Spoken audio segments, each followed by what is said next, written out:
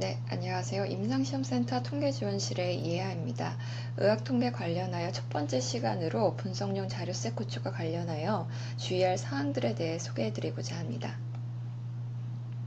제가 데이터셋을 정리하는 데 있어서 주요하게 생각해야 되는 부분 중에 하나로 어떤 자료들을 수집했는지에 대해서 정보를 기록하는 코딩북을 정리하는 것이 필요합니다.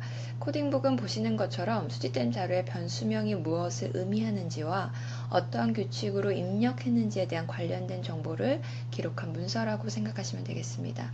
지금 보시는 것처럼 문자형 변수의 경우 각 범주의 코딩 값이 무엇인지를 기록할 수 있고 연속형 범주라고 한다면은 단위를 기록할 수 있겠습니다. 또한 추가로 설문 도구를 사용했다라고 한다면 수집된 자료가 있다면 해당 참고 문헌 정보를 함께 기록해 둘 수 있겠습니다.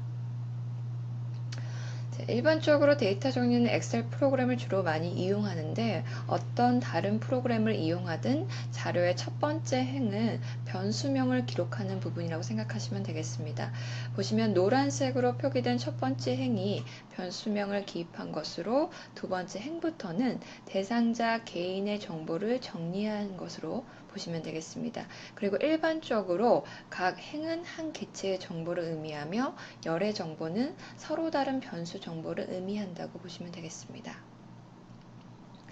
자, 이렇게 자료를 정리해야 할 시 우리가 변수명 및 자료 입력하는 데 있어서 몇 가지 주의할 부분이 있습니다. 가급적 변수명은 영어와 숫자의 조합으로 입력하시는 것이 좋고 공백은 허용하지 않습니다.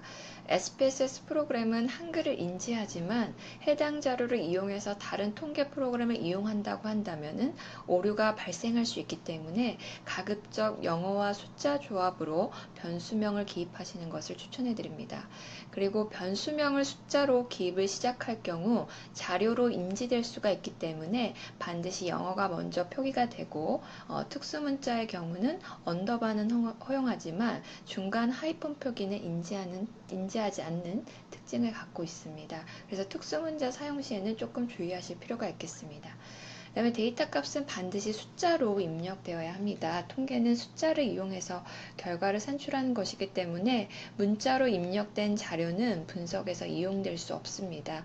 따라서 모든 자료는 숫자로만 기입되어야 하며 문자로 입력된 자료는 어떻게 숫자로 입력할 것인지에 대해서 코딩북에 정리하시고 값을 숫자로 변경해 주시면 되겠습니다. 분석용 자료가 어느 정도 정리가 되었다면 분석 전에 자료를 정제하는 과정이 필요합니다. 정제하는 단계는 코딩북 정보와 함께 비교하면서 실행하며 예를 들어 코딩북에 남자는 1, 여자는 2로 입력하기로 기록되어 있다라고 한다면 자료를 검토해 본 결과 0으로 입력된 자료가 있다면 논리적으로 맞지 않기 때문에 자료를 재확인 후 수정하는 것이 필요하겠습니다. 또한 연속형 자료의 경우 입력 단계에서 소수점 이 잘못 입력되는 상황이 발생할 수도 있습니다. 그래서 따라서 엑셀에서 필터 지정을 통해 최소값과 최대값의 범위를 보시고 해당 값이 측정해서 나올 수 있는 값인지를 먼저 고민하시고 혹은 논리적으로 나올 수 있는 값인지를 고려해 보신 다음에 그렇지 않다면 역시 자료를 재확인하신 후 수정하시는 것이 필요하겠습니다.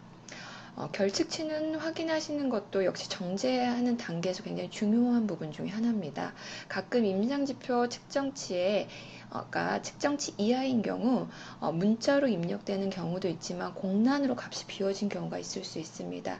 따라서 공란의 경우 실제 자료가 없는 것인지 아니면 측정했지만 값이 측정치 미만이어서 입력이 누락된 것인지 확인하실 필요가 있겠습니다.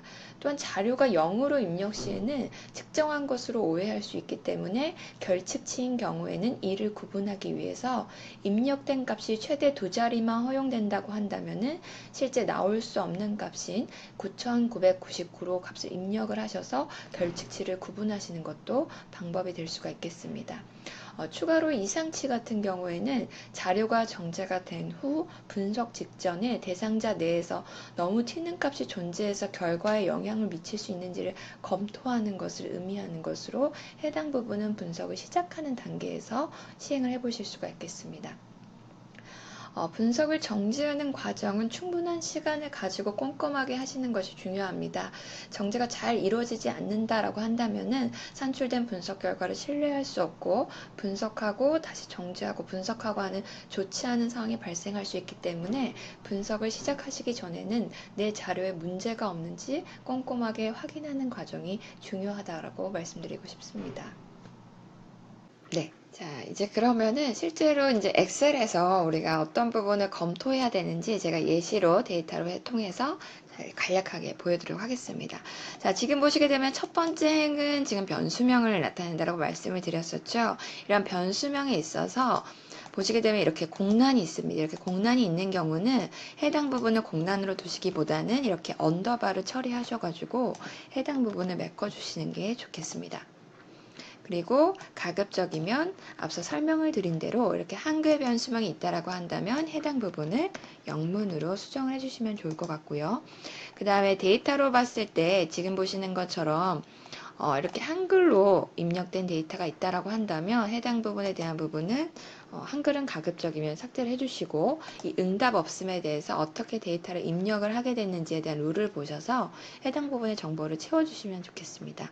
자, 엑셀을 보시게 되면 위쪽에 데이터라고 하는 부분이 있습니다. 여기서 필터를 클릭하시게 되면 첫 번째 행을 기준으로 이런 식으로 마크가 형성되는데 이 마크를 클릭하시게 되면 각 열에서 데이터가 어떻게 입력되어 있는지 최소값부터 최대값까지 값들이 입력되어 있는 사항들을 확인하실 수가 있습니다. 그래서 정지하는 과정 중에 엑셀 데이터를 이용하셔서 데이터를 정리하셨다라고 한다면 지금 보시는 것처럼 필터 과정을 통해서 최소값과 최대값에 대한 범위가 나올 수 있는 값인지에 대한 부분을 지금 보시는 이렇게 코딩 정보를 확인하시면서 검토를 하시는 게 중요하다라고 보시면 되겠습니다.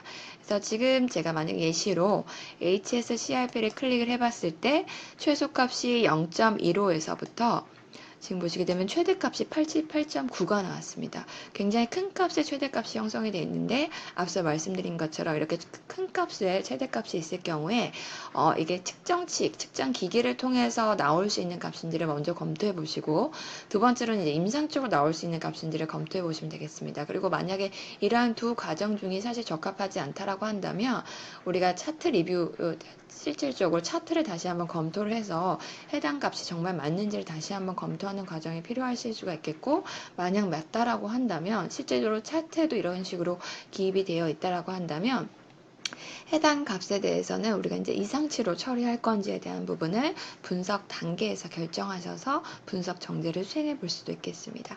그래서 앞서 말씀드린 이 코딩북 같은 경우에는 이 데이터 시트 옆에 바로 확인하실 수 있게 엑셀에서 또 다른 시트로 이렇게 코딩 정보를 정리하는 시트를 따로 만드셔서 지금 보시는 것처럼 이렇게 코딩 정보를 이렇게 정리하는 코딩북을 같이 정리하시는 것도 방법이 될 수가 있겠습니다.